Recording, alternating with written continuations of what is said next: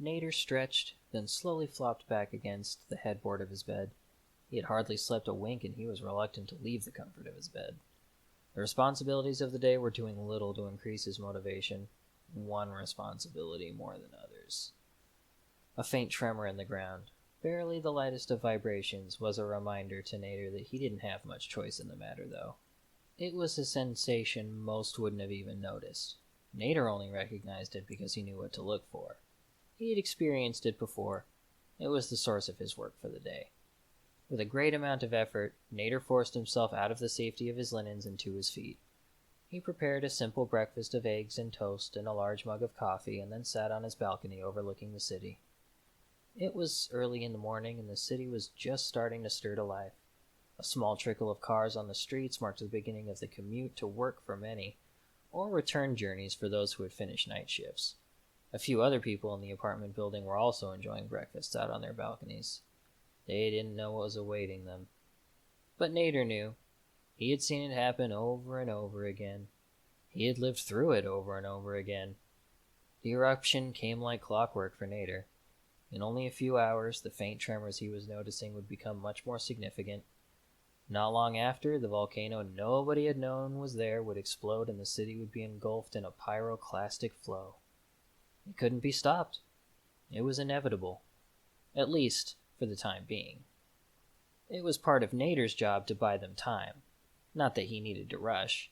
He had plenty of time to get to the office and set off the time warp. He'd felt more urgency at first, but this was his 10th warp. He knew the routine.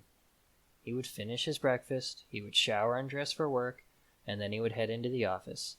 Once he was there, he would head past the volcanologists and physicists entering their exclusion pods, and he would do his part of the activation sequence before entering his own.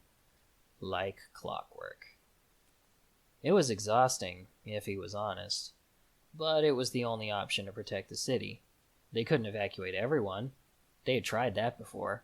Only a third of the residents survived.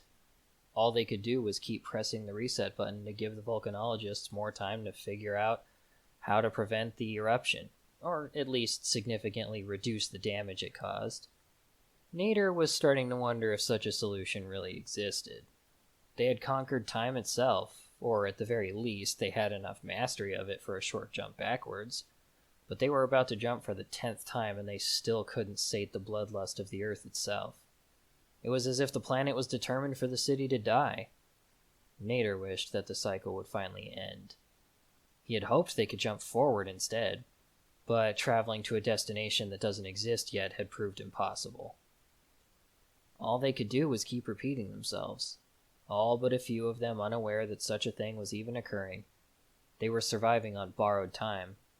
The more Nader thought about it, the more tired he felt, the more hopeless it seemed. Perhaps some things were just meant to happen. He felt a stronger tremor through the floor. It was still faint, but this time it was strong enough that the others could notice. In fact, he noticed some of his neighbors on their own balconies glancing around nervously. It was about time for him to finish getting ready and head into work to prepare the next jump. Half an hour later, Nader was in the driver's seat of his car, one of many crawling along the highway. Even knowing he would make it to where he had to go, the glacial speed of the morning traffic was mildly annoying. It was annoying every time. As he always did, Nader eventually escaped the highway and found himself pulling into a parking space at the office. At least, that's what they called it. In reality, while it looked like an ordinary office building from outside, inside it was more of a laboratory. He turned off his vehicle and sat there for several minutes. There was work to be done, but every loop it took more and more effort to exit his car and set about his tasks. It seemed counterintuitive to him when he thought about it. His innate self-preservation and his desire to help those who were otherwise doomed should have easily provided enough motivation to make his way inside every morning. Instead, every cycle he just felt more and more worn down. They were making no progress. Nothing they had tried had worked, and most of the things they had yet to try still would take hundreds more loops to achieve. Even then, they weren't likely to work either. Nader reached for the handle of his door and found his hand frozen before it reached it. maybe it was time to accept that some things couldn't be changed. The endless looping couldn't just be affecting his own mentality. Surely everyone else was also coming to the same hopeless realization as he had. They were playing God, but they were losing the game. They would always lose the game. The only way not to lose was to stop playing. Nader turned the engine back on and pulled away from the car park.